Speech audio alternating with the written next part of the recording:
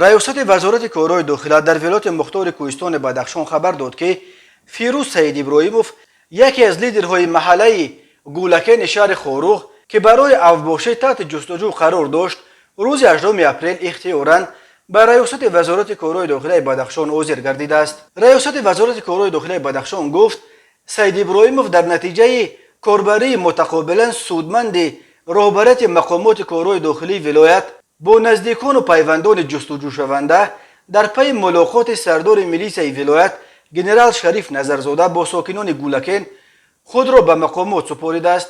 یک منبع آگاه به بامداد گفت گنرال نظرزاده وعده داده است که در صورت اختیاراً حاضر شدنش سید ابراهیموف جزای سبکتر خواهد گرفت.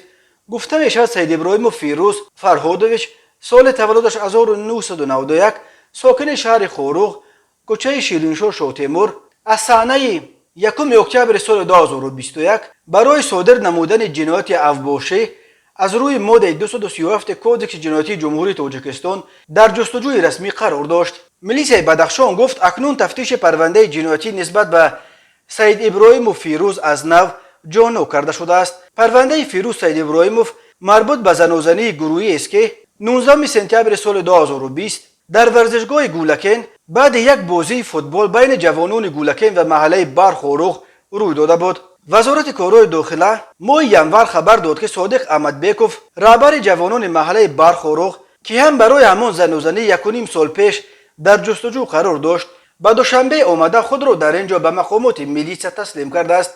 این در حالی است که منابع دیگر میگفتند احمدبیکوف را در فرودگاه دوشنبه بعد بازگشتش از ترکیه دستگیر کردند. 19 سپتامبر سال 2020 در پی یک بازی فوتبال بین محله های برخاروغ و گولکین که با حساب 2-1 به فایده دسته گولکین انجام یافت در ورزشگاه بین احمدبیکوف و سید ابراهیموف مناقشه سر زده است. بنا به فرضیه وزارت کارهای داخله احمدبیکوف بچه‌های برخاروغ را در اطرافش جمع کرده با بچه‌های گولکین وارد مناقشه گروهی شدند.